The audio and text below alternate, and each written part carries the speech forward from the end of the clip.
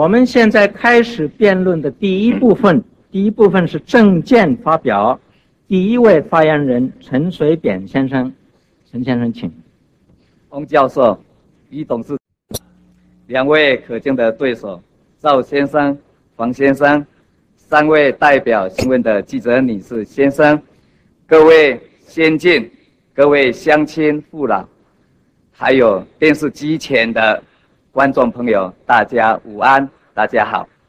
作为一个台北人，我们感到非常的幸运，而且也感到非常的悲哀。台北，我们故乡有山有水，出海口就在附近不远的地方。照理讲起来，这是不用化妆品，也是非常漂亮的一个都市。但是我们非常的遗憾，我们看到1990年华盛顿人口危机委员会提出报告，针对世界上40个国家、100个都市，我们台北市竟然在交通、治安以及居住是不及格的。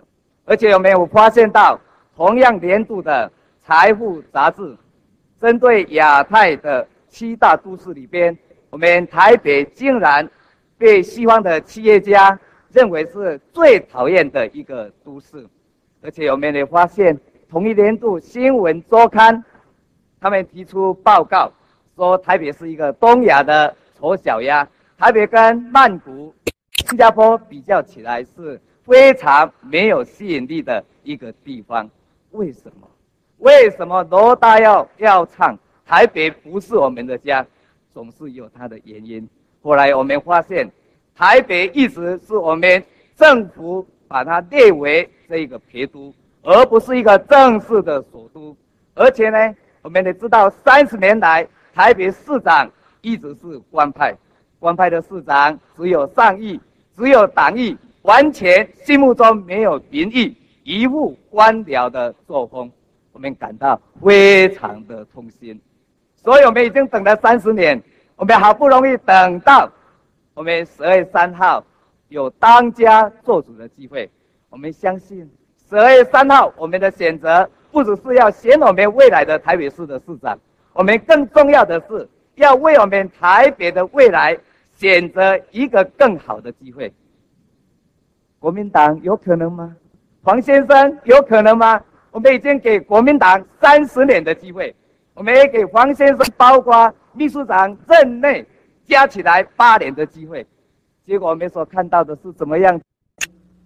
空气污染、交通混乱、公共工程的品质非常的低落，而且呢，看到弊案连连，公务员的士气可以说跌入谷底。作为一个台北市民，一直感到非常的不准，非常的没有尊严，非常的没有前途。我们就以2件事情来举例说明。我们都了解，黄先生一直把7号大安森林公园作为他的一个政绩，但是我们发现大安公园上面的一个观音像到底要不要移走，我们的黄先生一直拿呢不定，充分证明了他的优柔寡断的这一个行事作风。而且我们也看到了，明明3月29号还没有完工，不能够来这一个启用，但是我们的黄先生宁愿让我们在电视上看到我们的泥巴公园，结果他说这是缺陷没有关系，完全没有重视我们市民的安全。我们也发现到大安公园原先的预算只有70亿，迟延了2年，最后追加到190亿。难道增加出来的120亿不是我们人民的血汗钱吗？这样的控制是有能力吗？有智慧吗？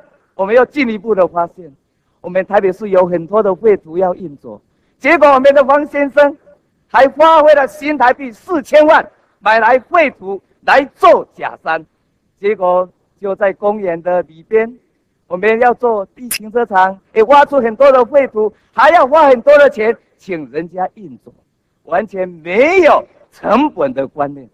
这样的一个市长，你说还要求市民同胞给他4年挖工，这4天都动不了。所以在这样的情况之下，我们又进一步的发现，我们的捷运木栅线，我们非常的遗憾，也更是非常的痛心。不要乱开支票，到底什么时候通车？连开5张支票，结果跳票5次。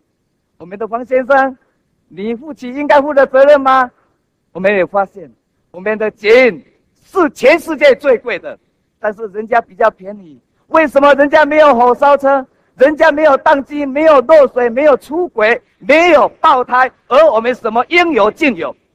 而且我们的卯梁才300多根，为什么90%以上发生严重的内讧？我们黄先生，你负起应该负的责任吗？你有检讨吗？你有对策吗？完全都没有。结果非常的不可原谅的，还把我们主南宫的众神明还把他拉下水。做了几天的法事，就要这一些众神明来保你的平安。还好，这一些众神明没有被说满，非常的有正义感，选择在你发表 CIS 的当天，也就是木栅线火烧车的周年纪念日，给你爆胎，让你落气。今天黄先生，你还有什么脸？你有什么样的这一个颜面，说是台北新象大周情？我们认为应该改为台北怪现象大周表错情，还能够说这是一个美，这是人性，这是国际观，应该改为丑鬼神国际大笑话。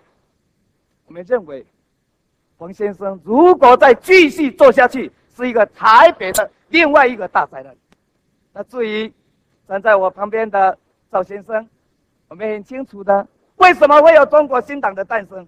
是因为在国民党内部从事权力斗争，结果失败之后，不得不然的一个产物。结果他把这一次的选举定位为所谓的这一个中华民国的保卫战。各位，有这么严重吗？尤清当县长，中华民国消失了吗？很清楚的，包括这一个高雄县，包括这个宜兰县，你说民进党当县长，我们中华民国消失了吗？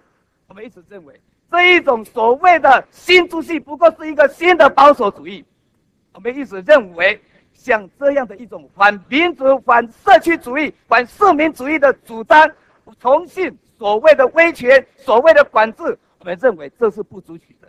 所以，如果说换我们的这一个赵先生来担任我们的市长，我讲想要的我现在实在不太刚。所以，唯一的选择，唯一的希望，只有陈水扁跟大家一起做台北市的市长，我们才能够走出这一个悲情，我们才能够迎接希望。谢谢。